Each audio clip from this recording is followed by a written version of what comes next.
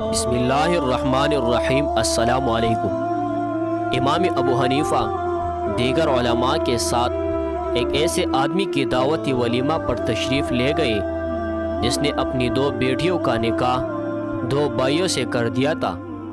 اس تقریب کے دوران سرپرست انتہائی پریشانی کی عالم میں مکان سے باہر آیا اور کہنے لگا، ہم لوگ سخت مصیبت میں پڑ گئے، رات غلطی سے دلہن بدل گئی اور ایک شخص دوسری عورت سے صحبتی ہوا ہے۔ سفیان ثوری رحمۃ اللہ علیہ نے فرمایا، کوئی مذائقہ نہیں۔ حضرت عمر معاویہ رضی اللہ تعالی عنہ نے اسی طرح کا ایک سوال بھیجا تھا۔ حضرت علی رضی اللہ تعالی عنہ نے اس کا یہ جواب دیا کہ ہر شخص پر صحبت کی وجہ سے مہر واجب ہے اور ہر عورت اپنے شوہر کے پاس چلی جائے۔ لوگوں نے اس جواب کو پسند کیا۔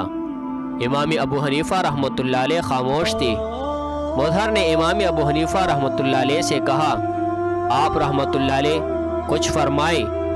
صوفی اور رحمہ رحمۃ اللہ علیہ نے کہا کہ اس کے سوا اور کیا کہیں گے۔ امام ابو حنیفہ رحمۃ اللہ علیہ نے فرمایا کہ دونوں لڑکوں کو میرے پاس لاؤ۔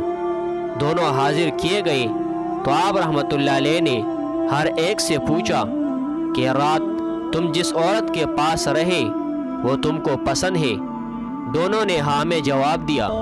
پھر آپ رحمۃ اللہ علیہ نے لڑکیوں کے نام دریافت فرمائے اور مسئلہ کا یہ حل تجویز کیا کہ دونوں مردوں کا نکاح جن عورتوں سے ہوا تھا ان کو طلاق دے دے اور ہر ایک اس سے نکاح کر لے جس سے اس نے صحبت کی ہے۔